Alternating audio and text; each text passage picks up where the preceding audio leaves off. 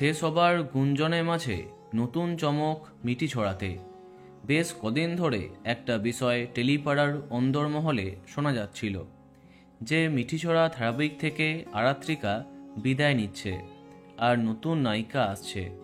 কিন্তু পুরো বিষয়টা কি সেটা এবার সামনে এলো।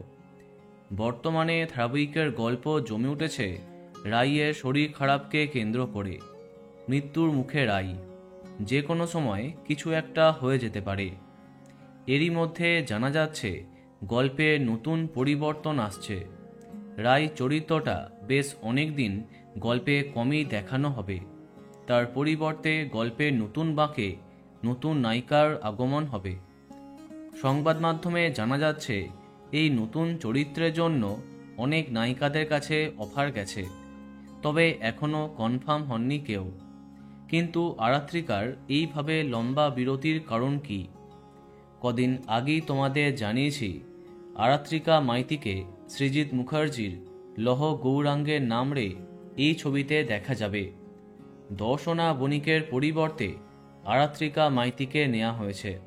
এই ছবিতে দিব্যজ্যোতি দত্তর বিপরীতে কাজ করবেন তিনি। জানা গেছে শীঘ্রই আরম্ভ হচ্ছে এই ছবির শ্যুট। তাই দীর্ঘদিন মিঠিছড়া ধারাবাহিকে খুব একটা দেখা যাবে না তাকে। এখন দেখা যাক এই নতুন নায়িকা চরিত্রটি কেমন হচ্ছে। তো বন্ধুরা, এখন তোমার কি মন্তব্য কমেন্টে জানাতে পারো। আর এই রকমই আরও অনেক ভিডিও পেতে সাবস্ক্রাইব কারেন্ট পজ। ধন্যবাদ।